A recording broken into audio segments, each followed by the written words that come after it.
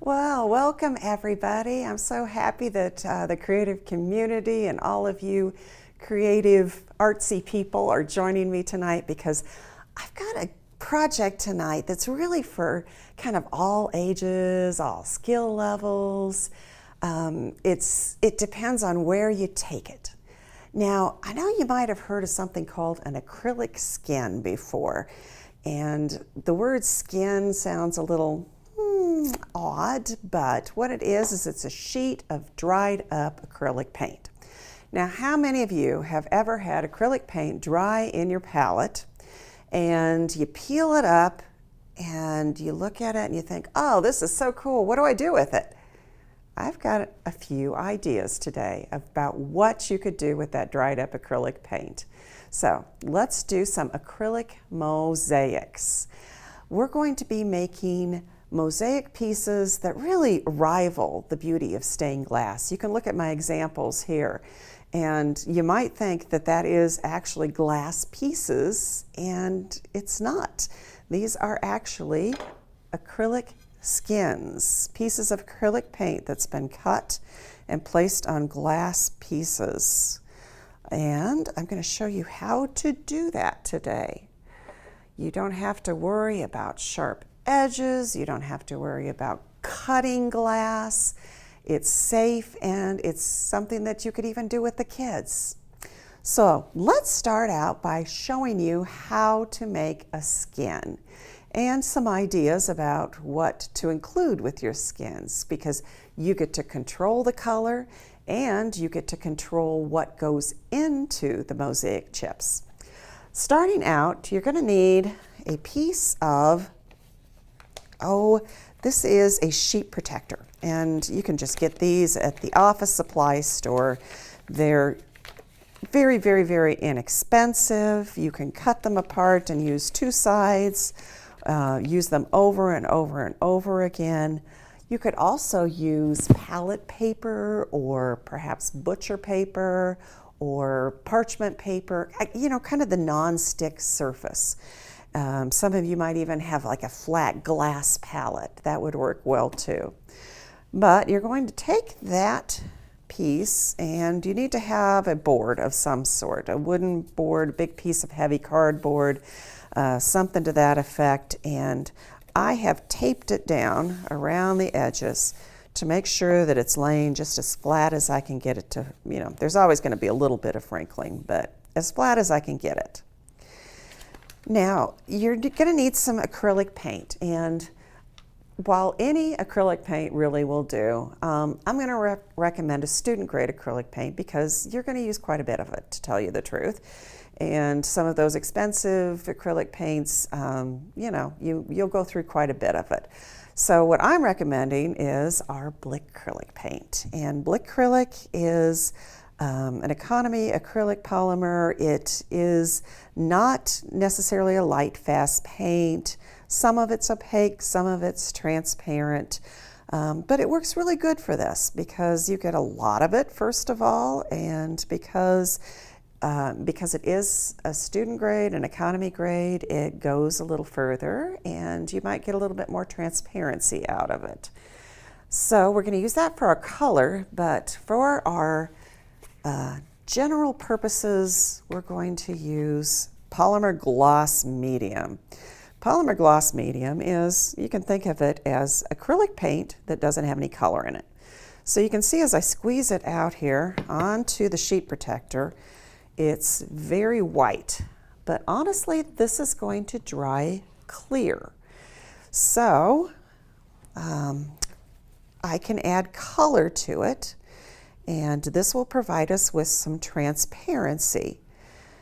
And I'm just going to spread it out using, first of all, a foam brush. This is a Blick Essentials foam brush.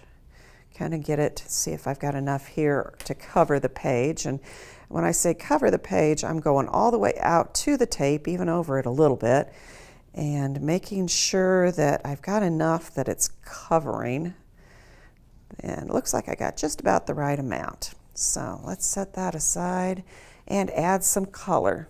I have a phthalo blue phthalo blue is going to be on the transparent side. And you notice just a tiny bit is what I'm squeezing out from the bottle. And I think on my sheet I'm going to make a green and blue blend.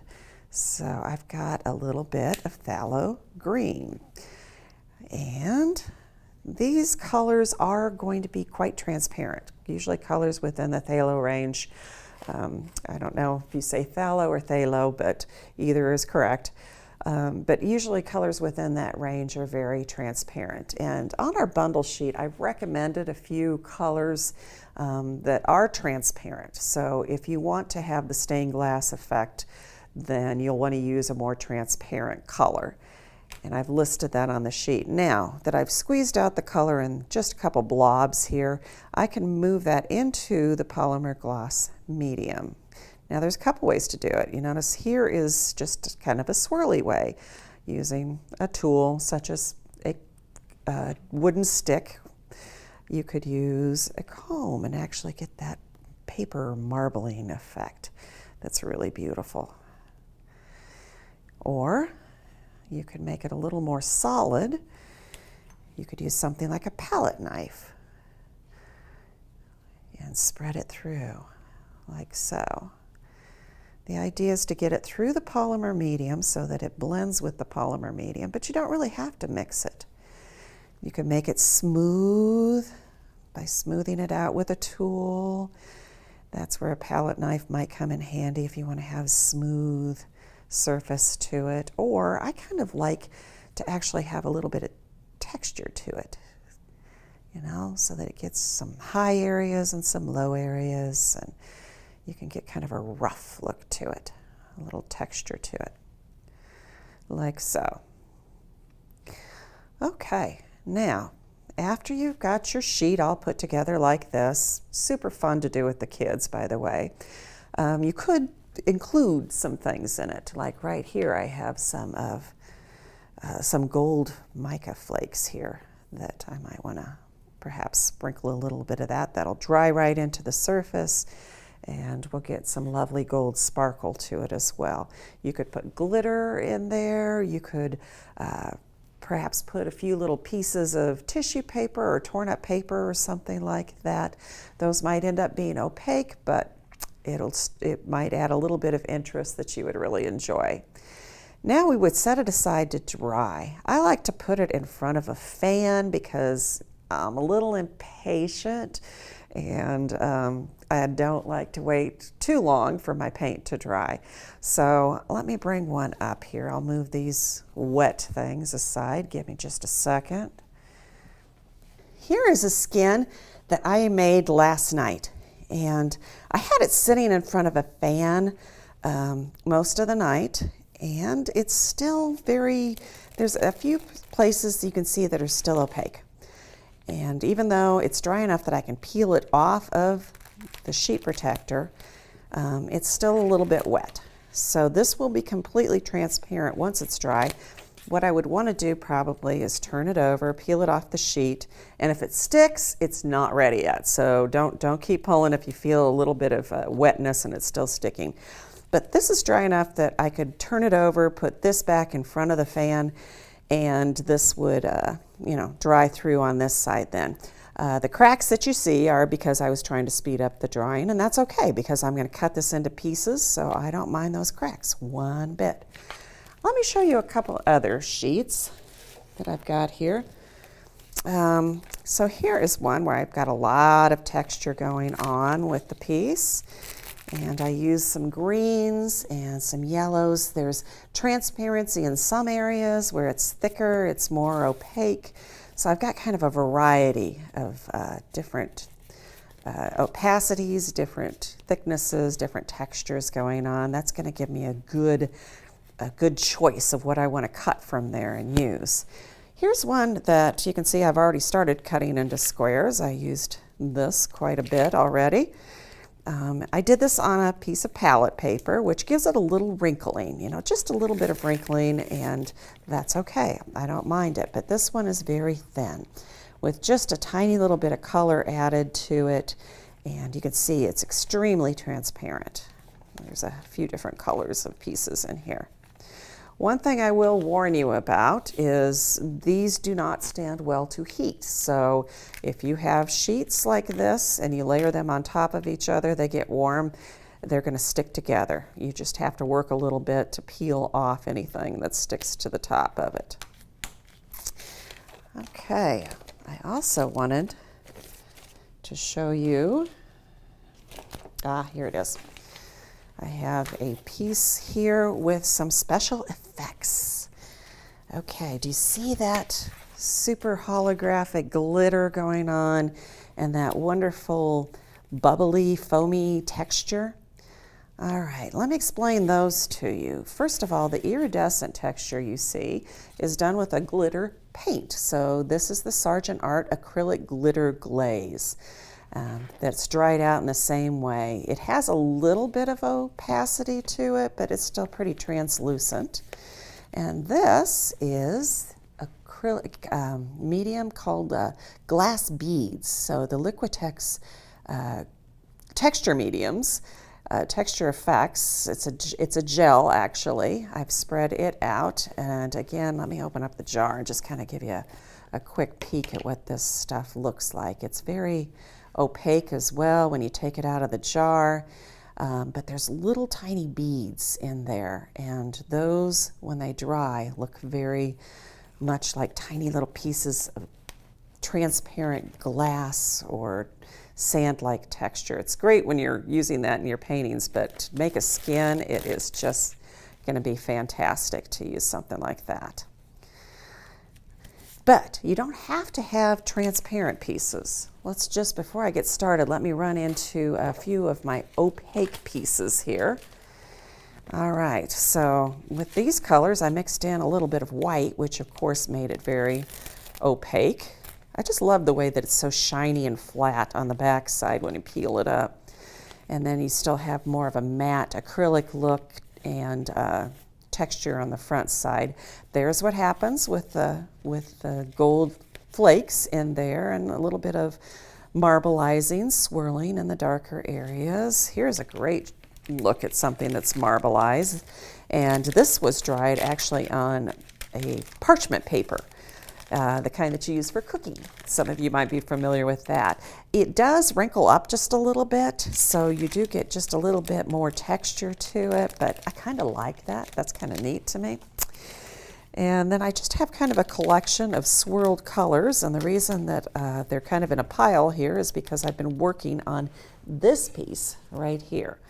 So this piece is being done on a wood panel that I painted black with some black gesso, first of all, to get it nice and dark there. And then I've been cutting pieces to make a scene, and I've even used a torn edge on some of these pieces because if it's thin enough, I can actually rip a piece apart and get more of a natural edge to a piece that way. Or I can just cut it. So the pieces have been glued down, and then once I'm finished with this, and I'm going to finish this. This is not one of those projects that I'm going to get halfway done and then set aside. I am going to finish this, and then I'm going to take a little bit of a resin, and I love resin. I love the glossy look to resin. I will pour that over the top of this piece when I'm done and make a serving tray out of it. So there's an idea of what you can do with some opaque pieces. But I'm going to get back to the stained glass, transparent looking pieces. And just kind of give you a quick little demo of how to make one of these pieces. I have a serving plate that just came from the dollar store. So it didn't cost much. There's nothing special about it other than it's giving me a lot of nice flat surfaces. So I could put a sketch underneath here and follow along with a sketch if I wanted to. I could take a Sharpie marker, and let's just say I wanted to divide the front here, maybe the lip, and I want to kind of determine where certain colors are going to go. I can just draw directly on the front of the plate with a Sharpie marker. And then when I'm done, I'm going to simply wipe off that Sharpie marker. As permanent as these things are, they can be washed off the front of glass. So you could use a Sharpie to kind of determine where your placement, where your design is. And then we're going to turn it over and we're going to work on the back side. So let's just say that I was working with some young kids. You know, if I was wanting to do this with children, I could pre-cut some of the pieces into shapes, or I could just cut shapes myself. Or if they're old enough to use scissors, it's super easy to cut. You could see how I snipped right through there. And you're going to need some glue. Now I have Aleene's clear tacky glue. I prefer using a clear glue because, you know, when I start to see white behind my colors, it's going to start to throw me off. So if it's a clear glue, then I really kind of see what the color is going, what it truly looks like, and I don't have to worry about the white turning it into a lighter color. Let's make sure, Tessa, that I've got that in the right spot on the camera so people can see what I'm doing. Good, very good. I want to make sure that that's really clear to you guys what I'm doing with this. And I'm going to, because I love the sparkly so much, I'm going to use some of that, and I'm just going to cut it with my scissors. I think it's a little harder to cut than just the paint. I'm sure there's a little texture to the sparkles that are in there, makes it a little thicker. So I'm cutting some pieces, and oh, let's definitely do some of these bead, because even though that's clear, it's going to add some wonderful texture to it. So that's how I usually do it. I cut it right off the sheet as I need it. If I want it to fit in a certain area, I can cut it down.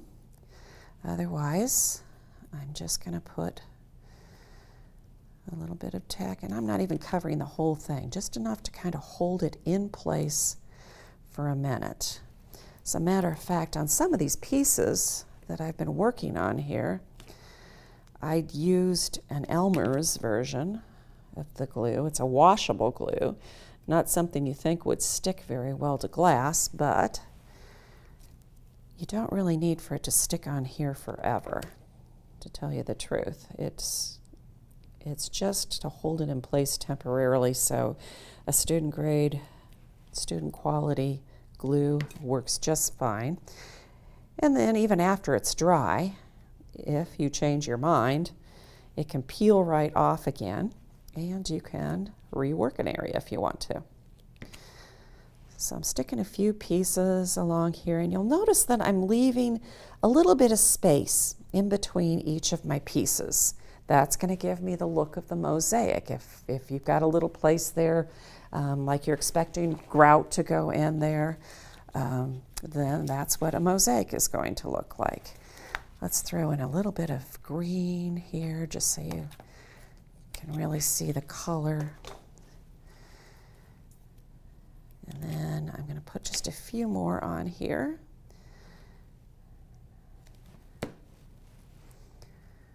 I'm just kind of concentrating on the rim of the plate.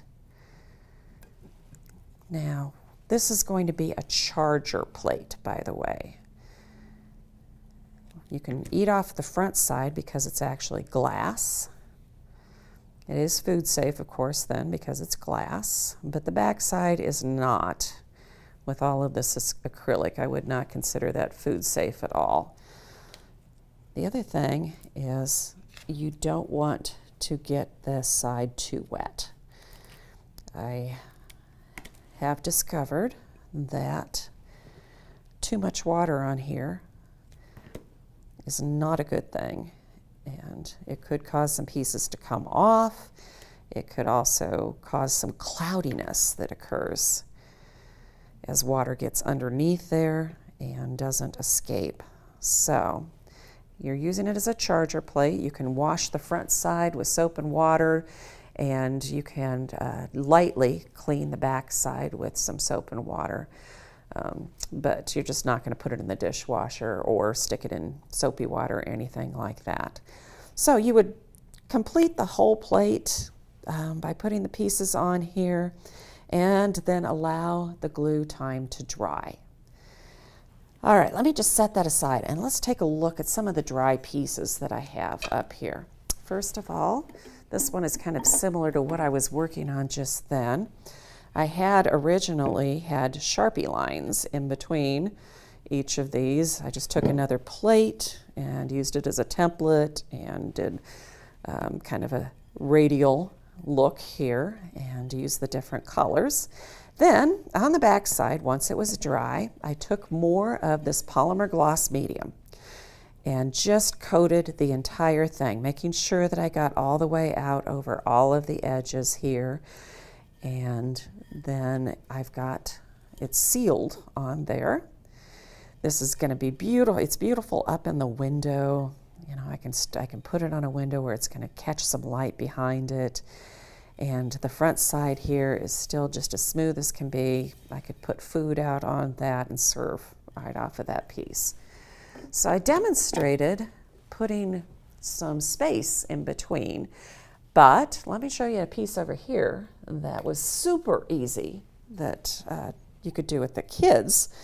And that is just sticking the pieces on there. So we have a bunch of squares, a bunch of rectangles, different colors, and they were stuck on here, overlapping each other. And then the polymer gloss medium was put on as a final coat.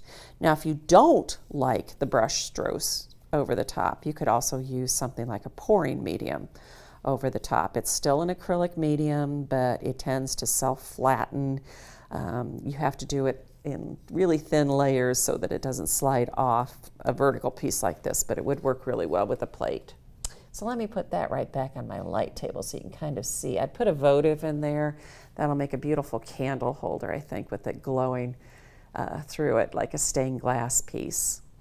I also wanted to show you a couple pieces where I didn't use just the squares. So sometimes it's harder to cut squares and you just get shapes, leftover shapes, and even those can be absolutely stunning when you can arrange them on a pattern in a design like this. And last but not least, I want to show you my painting up here. Okay, now this is done on a piece of styrene, so we might get some reflections from the lights in here, but so here is a piece of glass, or in this case plexiglass, styrene, that came with a frame. Unfortunately, I have a break, so just ignore the little hole here. I'm not going to trash the piece, but the glass did break and I'm kind of stuck with that. Along the edges, I have a number of just kind of neutral colors where I used just a little bit of white and ivory and little to the right. Oh, thank you, Tessa. You can't see, I'm sure, on the video, but there are little bits of glitter in here. There's some torn pieces of paper. There's some words, and I really love that, to have a few little meaningful words in there. And then behind it, there's a matte frame, a black frame. And then this piece here in the middle, where you see all of the colors done just pretty much the way I just demonstrated on the back side, and then a little bit of painted black over the front of it to give it the image of a tree. Just kind of shows you how far you can take it. All right. Well, that's it for acrylic mosaics. So I really thank you guys for joining me, and I hope you'll give this project a try. It's a lot of fun. Like I said, all ages, all skill levels, and so much experimentation can happen. You have control over the colors, you have control over the textures, and you can take it so much further than regular mosaics. Have fun, and I'll see you next time.